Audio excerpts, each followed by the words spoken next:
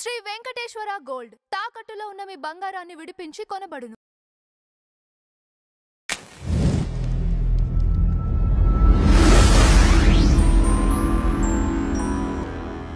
Madam నమస్తే. నమస్తే అండి. మేడం, పవన్ కళ్యాణ్ గారి పైన మరొకసారి ప్రకాష్ రాజ్ గారు హాట్ కామెంట్స్ చేయడం జరిగింది. ఎందుకు ప్రతిసారి పవన్ కళ్యాణ్ ఏది మాట్లాడినా కూడా ప్రకాష్ రాజ్ గారు వెంటనే ఇమ్మీడియట్గా రెడీగా ఉంటారు? అసలు ఏమీ లేదండి. ఆయన సనాతన ధర్మం అంటున్నారు కదా పవన్ కళ్యాణ్ గారు. ఓకే, అది ఈయన తట్టుకోలేకపోతున్నారు.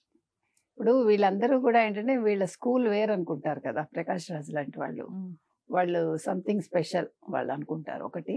రెండు, జస్ట్ ఆస్కింగ్ అంటూ అడుగుతూ ఉంటాడు. మనం జస్ట్ ఆస్కింగ్ అని మనం అడిగితే సమాధానం చెప్పడు ఆయన. ఇప్పుడు బెట్టింగ్ యాప్స్కి ఎందుకు వెళ్ళాడు ఆయన? అది కూడా ఏదో చాలా, అసలు అది బెట్టింగ్ యాపే వినటానికే చాలా ఫన్నీగా ఉంది మీరు వింటే కదా. నిన్న దానికే ఆయన వచ్చారు, విచారణకు వచ్చారు. వచ్చి నేనేం డబ్బులు తీసుకోలేదు, ప్రమోట్ చేశాను, కానీ ఇంక మీద ఇలాంటివి నేను చేయను, ఎవరు చేయకండి అని ఒక సలహా ఇచ్చాడు ఆయన. అంటే డబ్బులు తీసుకోకుండా చేస్తారా మనకు తెలియదు, సెలబ్రిటీలు అలా చేస్తారేమో. అంటే ఇది కొత్త న్యూస్ మనకి. సో బెట్టింగ్ యాప్లు అనేవి డబ్బులు తీసుకోకుండా చేసి ప్రజలని మీరు పక్కదవ కూడా పట్టిస్తారనమాట. సో ఇదొక కొత్త విషయం మనకి ప్రకాష్ రాజ్ గారి ద్వారా అర్థమైంది. సరేనయ్యా, నువ్వు ఏదో వచ్చావు వెళ్ళావు అని లేకుండా మీకెందుకు పవన్ కళ్యాణ్ గారి గురించి అంటే మీరు భరించలేకపోతున్నారు పవన్ కళ్యాణ్, అది మనకు అర్థమవుతుంది. బికాజ్ ఒక మనిషి ఎదుగుదలని మనం తీసుకోవాలి. ఇది భారతదేశం అండి, ఇక్కడ అన్ని మతాలు ఉన్నాయి, హిందువులు ఎక్కువ శాతం ఉన్నారు. ఒక సనాతన ధర్మం అంటే మీకు ఎందుకు కష్టం వస్తుందో నాకు అర్థం కావట్లే. ఇప్పుడు చిన్నప్పటి నుంచి మీరు ఏ మతం పాటించకుండా పెరిగారా ప్రకాష్ రాజ్ గారు? వాళ్ళ ఇంట్లో ఎవరు ఏ మతాన్ని పాటించారా? పాటిస్తారు కదా, అది వాళ్ళ ఇష్టం. అది మీరెందుకు కంట్రోల్ చేస్తారు? ఆయన ఒక డిప్యూటీ సీఎంగా ఉండి సనాతన ధర్మం అంటే మీకేంటి కష్టం? మీకు ఇష్టమైతే ఫాలో అవుతారు, లేకపోతే లేదు. సో అది మనసులో పెట్టుకుని ఇప్పుడు మీరు ఎవరైనా క్రిస్టియన్స్ని దగ్గరికి తీయట్లేదా? మీరు ఒక ముస్లిమ్స్ని దగ్గరికి తీయట్లేదా? అన్ని మతాలు సమానమే, తీయండి, తప్పులేదు. కానీ హిందువుల్ని మీరు ఎందుకు డిగ్రేడ్ చేయడానికి చూస్తారు అని. సో ఇవాళ పవన్ కళ్యాణ్ గారి మీద ఆయనకుండే కోపం ఏంటో మనకు అర్థమవుతుంది. బికాస్ ఆయన సనాతన ధర్మాన్ని చేతుల్లోకి తీసుకున్నారు అనేది ఈయన బాధ ఒకటి. రెండు, మొన్న మీరు చెప్పినట్టుగా హరిహర వీరమల్లు సక్సెస్లో ఏమైందంటే మన పవన్ కళ్యాణ్ గారు వాళ్ళ ఫ్యాన్స్కి ఏం చెప్పారంటే, సోషల్ మీడియాలో ఎవరైనా నెగిటివ్గా కమెంట్స్ పెడితే మీరు రెచ్చిపోండి అన్నాడు ఆయన. అది అంటే మీరు తీసుకోవటంలో ఉంటుంది, రెచ్చిపోండి అంటే మీరు రిప్లై ఇవ్వండి అని. ఇప్పుడు బదులు ఇప్పుడు మీరు ఎంత ఘోరంగా ఇస్తున్నారండి.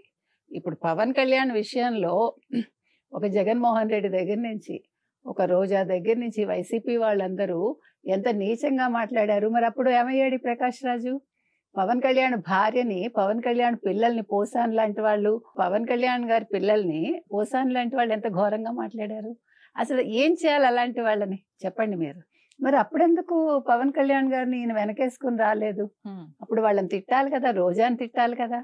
మరి మీరు అప్పుడెందుకు మాట్లాడలేదు? ఇప్పుడు మీరెందుకు మాట్లాడుతున్నారు? అప్పుడు కూడా సోషల్ రెస్పాన్సిబిలిటీ మీరు ఫీల్ అయ్యి ఉంటే ఇప్పుడు మీరు ఇలా అనడం తప్పండి అని ఒక మాట, దానికి అంత కోపంగా అంత రెచ్చిపోయి మాట్లాడక్కర్లే. ఇంకొకటి, ఈయన ఇంకొక మాట ఏం మాట్లాడారంటే, హరిహర వీరమల్లు కథ గురించి, సినిమా గురించి, ప్రొడ్యూసర్ గురించి మాట్లాడుతూ ప్రొడ్యూసర్ని ముంచేశాడు ఈయన టైంకి వచ్చి చేయలేదు, 5 ఏళ్ళు చేశాడు ఆ సినిమా, కథలో కూడా వేలు పెట్టాడు. నువ్వెవడు అసలు మాట్లాడటానికి? In what way you are concerned? అంతే కదండి. అది ప్రొడ్యూసర్ ఇష్టం, డైరెక్టర్ ఇష్టం, నటించే వాళ్ళ ఇష్టం. మధ్యలో మీరెవరు?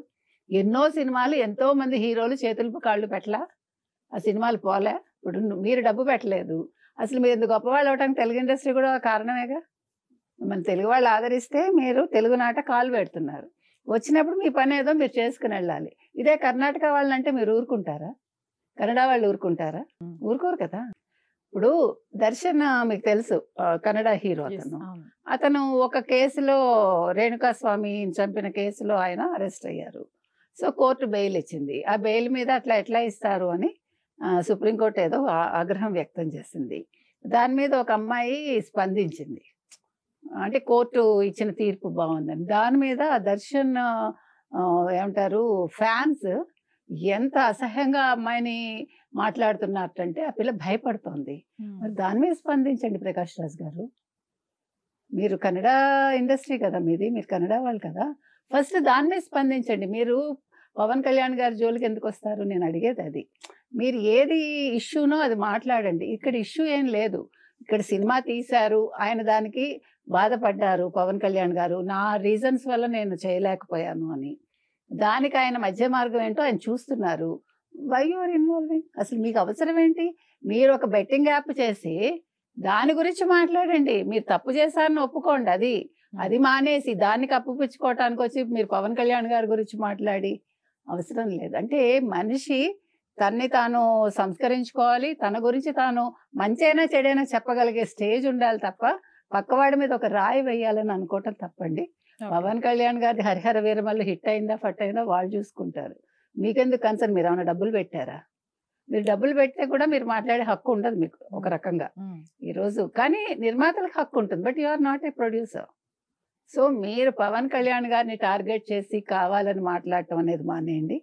అసలు ఇలాంటి వాళ్ళని తెలుగు ఇండస్ట్రీ ఎందుకు పెంచి పోషిస్తుంది అని మనం అడుగుతాం.